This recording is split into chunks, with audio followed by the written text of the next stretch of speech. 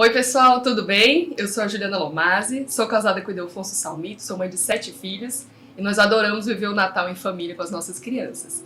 Então a cada ano que passa a gente vai estudando mais, vai descobrindo mais os mistérios do Natal e eu fui convidada pelo pessoal do Atos Podcast para estar aqui mais uma vez com vocês e é um convite que muito me alegra porque quando eu venho aqui eu já me sinto em casa, então eu espero que vocês também se sintam em casa assistindo esse especial que foi preparado com muito carinho para vocês viverem intensamente o Natal com as famílias de vocês.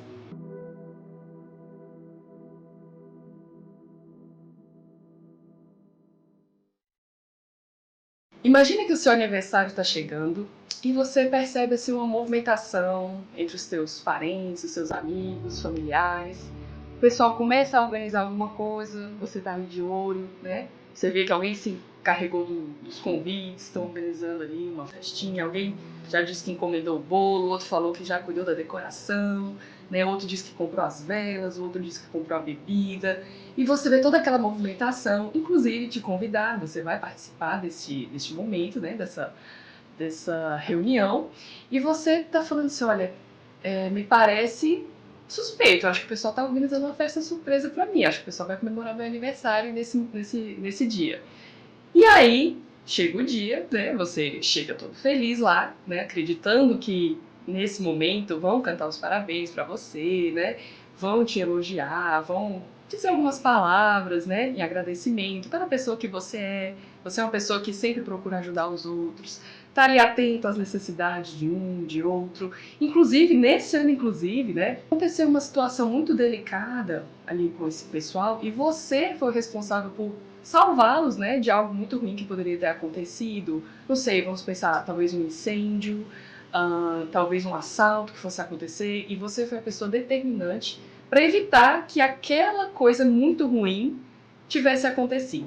Então você já imaginou, falou, puxa, imagino eu que nesse momento agora do meu aniversário eles vão comemorar a minha vida e vão agradecer, né, e vão realmente e vão agradecer o ato que eu fiz, né? Eu fiz de maneira com muito amor, com muito carinho, faria novamente quantas vezes fosse preciso para salvar essas pessoas que você ama.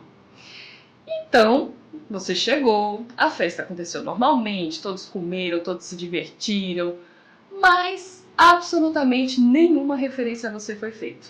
Ninguém sequer lembrou que era seu aniversário. Na verdade, você ficou, foi assim, um pouco de canto, sabe? Ninguém notou em você, ninguém te cumprimentou, você não foi assim entrosado, né, nas conversas.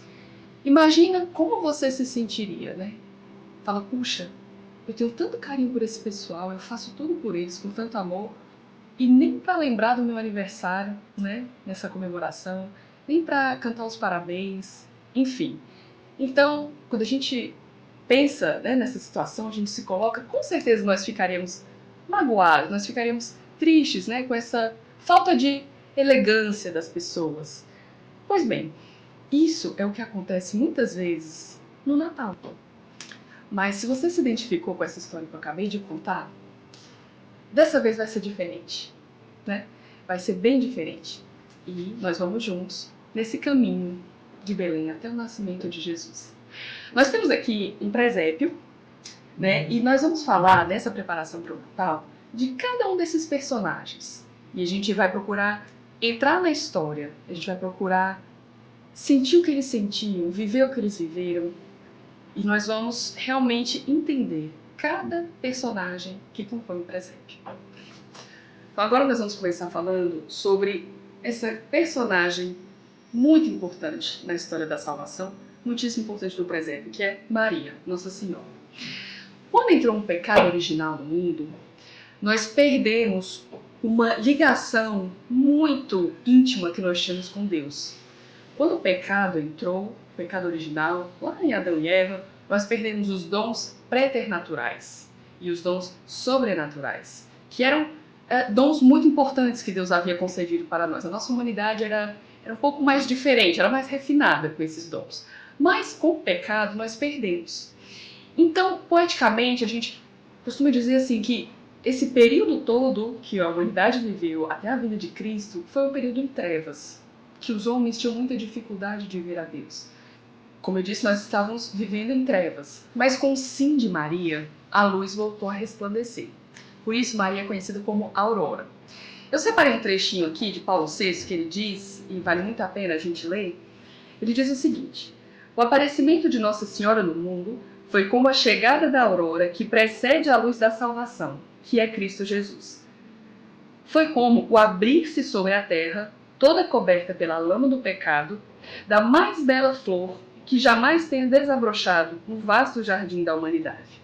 É muito bonito essa palavra, flor, a mais bela flor, porque inclusive na oração, Ave Maria, a gente reza: bendito o fruto do vosso ventre, Jesus. Então Maria é aquela flor que deu o mais belo fruto para a humanidade. E no dia da Anunciação, quando o anjo chega a Nossa Senhora, ali já deu início o Natal. Então agora a gente vai pensar um pouquinho sobre como foi esse momento da Anunciação. O anjo Gabriel chegou a Nossa Senhora e disse: Ave cheia de graça, o Senhor é contigo. E aí a gente consegue imaginar a reação dela. Né? Ela é uma moça que, como todas as outras moças daquela época, esperavam a salvação, esperavam a vinda do Messias, que já havia sido profetizado por anos, né, ao longo de todo o Antigo Testamento. Então o anjo aparece para ela e diz a ela o seguinte: não temas, Maria, pois encontraste graça diante de Deus. Hás de conceber no teu seio e darás à luz um filho, ao qual porás o nome de Jesus. Será grande e se chamará Filho do Altíssimo. E o Senhor Deus lhe dará o trono de seu pai Davi, e reinará eternamente na casa de Jacó, e o seu reino não terá fim. E nesse momento, é bonito a gente parar para pensar que o céu inteiro, a humanidade inteira, está aguardando a resposta dela. Porque Deus não impõe, Deus propõe, Deus pergunta.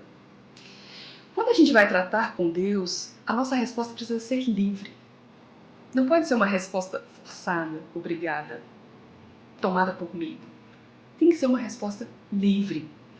Então, o anjo Gabriel e todo o céu ficou esperando a resposta dela. Maria responde sim. Vamos refletir um pouquinho nesse sim. O sim de Maria não foi dado por medo. Não foi aquela coisa do tipo, bom, o anjo está aqui diante de mim, né? Então o que eu tenho que dizer? Eu tenho que dizer sim. Porque se eu disser não, será que eu vou para o inferno? Será que Deus não vai me amar? Será que... Não. Né?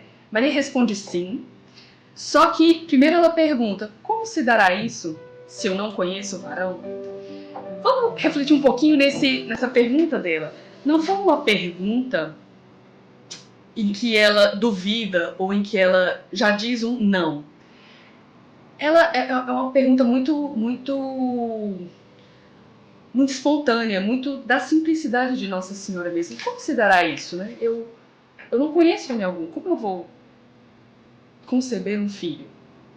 Maria não disse sim porque ela tenha pensado, bom, né? Eu sou a escolhida, então paciência, o jeito, só tem tu, vai tu mesma, né? Se me chamou, eu tenho que dizer sim. Não foi isso.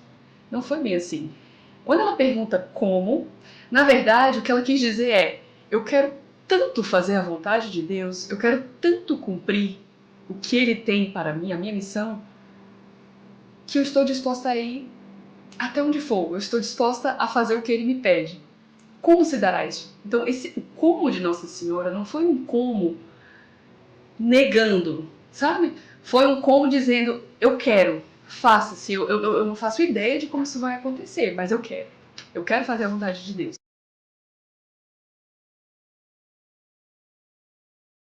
Nesse momento, nós fazemos então uma reflexão. Qual é a real intenção dos comos que nós apresentamos na nossa vida? Essa é a vontade de Deus. Eu acolhi. O que eu posso fazer da minha parte para que isso aconteça? Na maioria das vezes, o nosso como é apenas um eufemismo para o não. Aprendemos com Maria que a maneira generosa de se perguntar a Deus, de tratar a Deus, é dizer: faça-se, fia-te. Porque a partir do momento em que a gente usa da nossa liberdade para aderir à vontade de Deus, Ele faz o resto. Ele age. E foi o que aconteceu. Quando Maria disse sim, quando Maria disse: fia-te, faça-se em mim, segundo a tua palavra, naquele momento o Verbo se fez carne e estava no ventre dela. Naquele momento começou o Natal. Naquele momento começou a luz da nossa salvação. quando Maria disse sim, ela não colocou óbices, ela não disse, ok, anjo, eu aceito, mas contanto que não me custe muito, ou tudo bem, mas dê um jeito de explicar a José, ou eu tenho esse filho, mas quem me garante que vai dar tudo certo? Não, ela não disse isso. Ela disse, cumpra-se, faça-se. E foi firme até o fim, porque nós sabemos que, desde esse sim, a vida de Maria não foi fácil. Foi uma vida muito conturbada. E ela se manteve fiel na vontade de Deus. Agora, nós vamos refletir um pouco no papel de São José, o pai da Sagrada Família. São José é uma figura muito curiosa porque ele foi um homem que passou muito ocultamente. Quase não tem nada sobre ele na Bíblia. É raríssimo a gente ver alguma coisa sobre São José. Ele não disse praticamente nada. Nós vemos São José na Bíblia só nesse início, na parte da Anunciação, até o nascimento. Depois não vemos mais muita coisa. Mas o pouco que nós sabemos sobre São José é suficiente para admirarmos e para aprender muito com ele. São José era mencionado na Bíblia como um homem justo. E a palavra justo entre os judeus significa santo, reto, um homem temente a Deus, um homem que fazia a vontade de Deus. Um homem santo. Isso é o que ele era. E então, a partir do momento que Deus escolheu ele para ser o pai adotivo de Jesus, o pai de Jesus aqui na terra, esposo de Nossa Senhora e cuidar do menino, a vida dele também não ficou muito fácil. Imagine, se a gente parar para se colocar no lugar de São José, imagine como deve ter sido uma espécie de drama interno que ele viveu. A mulher que ele amava aparece feliz dizendo que estava grávida e era obra do Espírito Santo. E São José era tão justo que ele não contesta Maria. Muito pelo contrário, ele acolhe e para protegê-la, ele prefere abandoná-la. Quando ele faz isso, ele seria tido como irresponsável. As pessoas olhariam torto para ele. Ora, ele engravida a noiva e depois a rejeita. Então, para a gente parar para pensar como São José não se preocupava muito com a opinião das pessoas. Ele fazia o que era reto, ainda que não parecesse isso. A vida de São José foi um misto de luzes e sombras. São José amava Maria. E quando ele recebe essa notícia, ele com certeza deve ter pensado, bom, que é algo estranho. Porque ele amava Maria, ele conhecia Maria. Maria é uma mulher extremamente virtuosa. Então ele conhecia o olhar dela, a pureza dela, os atos. Sabia quem era ela. Então com certeza ele deve ter ficado muito mexido com tudo isso. Mas ele percebeu, porque era justo, que ele estava envolto em um mistério que era muito além da sua compreensão. Ele não quis entender, ele não foi procurar respostas, não foi procurar culpados, não foi procurar provas. Ele simplesmente disse, bom, se é assim, eu vou fazer o que é reto, eu vou fazer o que é justo, eu vou proteger Maria. São José preferiu manchar a sua própria imagem diante da sociedade que manchar a imagem de Nossa Senhora, de Maria. Isso é o que amor faz. São José fez o que era justo e certo diante de Deus. Não se preocupou com os olhares e opiniões dos homens. E isso é algo que nós podemos aprender com ele. Ele sofreu tremendamente por isso. Imagine ter sua alma manchada, sendo você justo. E aí a gente pode pensar na seguinte reflexão.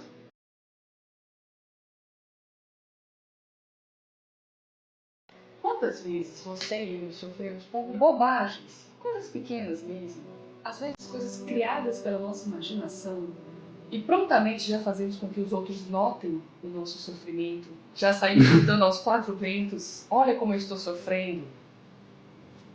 São José não fez nada disso. E nós fazemos isso porque nós queremos que as pessoas tenham pena de nós, ou nós queremos que as pessoas nos vejam como gigantes. Olha como elas sofrem.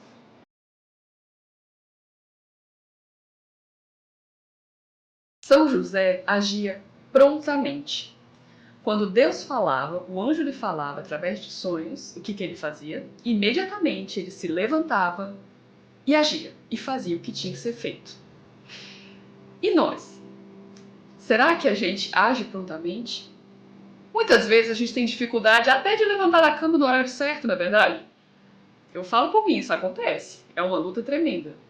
Imagine São José se levantando no meio da noite e fugindo com Nossa Senhora grávida para onde o anjo mandou. É preciso ter muita vida interior para perceber os sinais de Deus. Para perceber que naquele sonho era Deus falando com ele. Era Deus dando as provas que ele necessitava e que ele não exigiu.